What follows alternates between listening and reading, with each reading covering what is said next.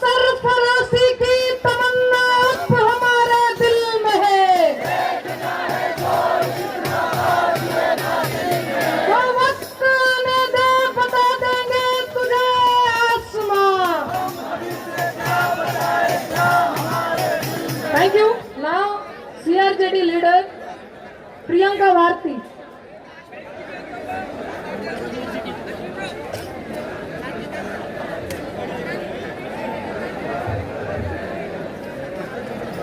यहाँ मौजूद सभी लोगों को जय भीम, जय बिरसा और जय मंडल। आज हम यहाँ पर खड़े हैं, क्यों, जरूरत क्या है हमें? हम कॉलेज में पढ़ सकते थे, लाइब्रेरी में बैठ सकते थे, पर राम मनोहर लोहिया कहते थे जिस दिन सड़कें सूनी हो गई संसद आवारा हो जाएगी।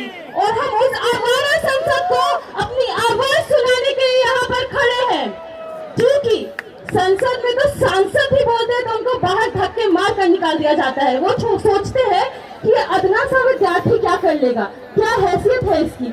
उनको समझना होगा कि अगर पूरे विश्व के विद्यार्थी एकजुट हो गए तो कोई नहीं बच सकता है। ये हमारी ताकत है। सावित्रीबाई फुले कहती है मंदिर मानसिक गुलामी का रास्ता है और विद्यालय और शिक्षा प्रकाश का रास्ता है। हमें चुनना होगा। आज सरकारों के दिमाग में मंदिर की घंटियां गूंज रही है, घड़ियाल गूंज रहे हैं, शंखनाद गूंज रहे हैं, इसलिए उन्हें शिक्षा का महत्व समझ नहीं आ रहा है। शिक्षा का महत्व क्या है वो प्रधानमंत्री कैसे समझेंगे जिनकी खुद की डिग्री फर्जी है। मैं किसी का नाम नहीं ले रही। ज्योतिबा फुले लिखते हैं विद्या बिना मति गई, मति बिना नीति गई, नीति बिना गति गई, गति बिना शूद्र गए। अगर हम शिक्षा नहीं ले पाए तो हम क्या कर सकते हैं? हमारे हाथ में ताकत कुछ और तो है नहीं। किसी की अगर आप शिक्षा की बात करेंगे तो बार बार वो मेरिट का सवाल उठाएंगे। कौन सा मेरिट मुझे समझ नहीं आता, क्योंकि आज भी सरकारी आंकड़ा बता रहा है कि पिछले 3 साल में 35,000 OBC SC ST छात्रों ने आत्महत्या की है। वो आत्महत्या नहीं थी, वो इंस्टीट्यूशनल मर्डर्स थे, वो हमारे छात्रों के मर्डर्स थे। जगदेव बाबू कहते हैं पहली पीढ़ी के लोग मारे जाएंगे, दूसरी पीढ़ी के लोग जेल जाएंगे और तीसरी पीढ़ी के लोग राज करेंगे। राज कर रहे हैं हम। हमें तो इंस्टीट्यूशन में रहने नहीं दिया जा रहा है। 90 का दशक आप भूले नहीं होंगे जब मंडल कमीशन के लिए पुरजोर मांगे उठी, पर एक तरफ लोग मंदिर के नाम पे मनोरथ निकालकर उसका विरोध कर रहे थे, पर आज OBC इंस्टीट्यूशन में पहुंचा है। आज हम लोग यहाँ पर हैं, लेकिन उसके बावजूद आज भी पहले द्रोणाचार्य धोती में होते थे, आज द्रोणाचार्य शर्ट फुल पैंट पहन करके बैठा हुआ है ऑफिस में। हमारा इंटरव्यू में 1 नंबर 2 नंबर 3 नंबर दे करके हमारा अंगूठा काटने के लिए द्रोणाचार्य आज भी घूम रहा है, इसलिए एकलव्य को सावधान होकर रहना पड़ेगा। और रही आगे की बात, तो आज भी आप सोचिए वो राजनाथ सिंह का परसों का बयान है हमें गुरुकुल जाना होगा। अरे गुरुकुल में पढ़ने किनको देते थे? हमें पढ़ने देते थे क्या? आपका बच्चा पेंसिल्वेनिया में पढ़े और हमारी यूनिवर्सिटीज को प्राइवेटाइज कर दे, ताकि जो 40% छात्र यहाँ पर गरीब गुरबा, मजदूर का बच्चा, किसान का बच्चा, फल बेचने वाले का बच्चा, रेल लगाने वालों का बच्चा यूनिवर्सिटी पहुंच ना पाए। यह आपकी सोची समझी साजिश है और हमें समझ में आ रहा है। आपके बच्चे हार्वर्ड पढ़े, भाई अमीरों के लिए तो गलगोटिया भी है, अमिटी भी है, प्लस अशोका है। हमारे लिए तो JNU डी हुई है।